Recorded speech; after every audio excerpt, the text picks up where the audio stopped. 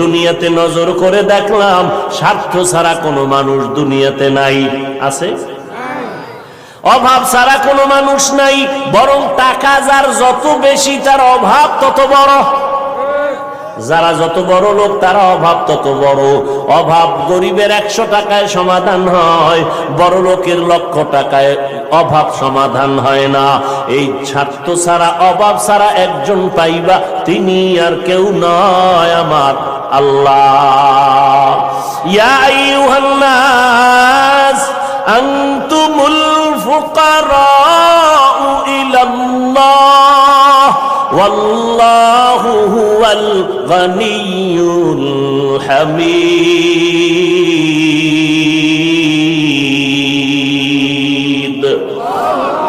গরতাওয়াকুল মিকুনি হর সবহ শাম মিরাসানাদ রিজকে তু আজলা মাকাম। বাহাদুরি করিও না রে বাবা, অন্যের সাহায্য ছাড়া চলা যাবে না। দোয়াও কিন্তু একটা সাহায্য, দোয়াও সাহায্য, সাহায্য ছাড়া চলা যাবে না। মা বাবায় দোয়া করে, এর সাহায্যে আমরা বড় হয়েছি।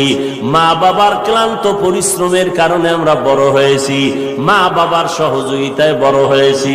কিন্তু স্বার্থ ছাড়া জমিনের মধ্যে কোনো মানুষ নাই, অভাব ছাড়া কেউ নাই। যার কোনো অভাব নাই তিনি হলেন আমার আল্লাহ, যার কোনো স্বার্থ নাই তিনি আমার আল্লাহ। এরে বান্দা, নিজের বড় মনে করলে ধ্বংস অনিবার্য। আল্লাহর এক বান্দা বড় আবেদ, আমার নবী সাহাবায়ে কেরামদের ঘটনা শুনাইতেছেন। বড় আবেদ, বনি ইসরাইলের ভেতরে নাম বড়, নাম ডাক বেশি, এত ইবাদত করতেছে। একদিন সিদ্ধান্ত নিয়ে নিল, ঘরের মধ্যে থাইকা ইবাদত একুরেট হয় না, মানুষের সাথে চলাফেরা, মন মানসিকতা নষ্ট হয়ে যায়। সিদ্ধান্ত নিয়া পাহাড়ের বিকিতে কিনারায় চলে গেল। পাহাড়ের উপরে উঠা ছোট্ট একটা রুম বানাইয়া ওইখানে আল্লাহর বান্দা ইবাদত করে।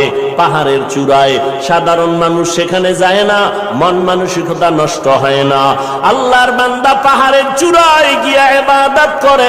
ঘরের ভেতরে মা বড় একা, আম্মাজান ঘরের মধ্যে বসে মোটামুটি জীবন যাপন করে।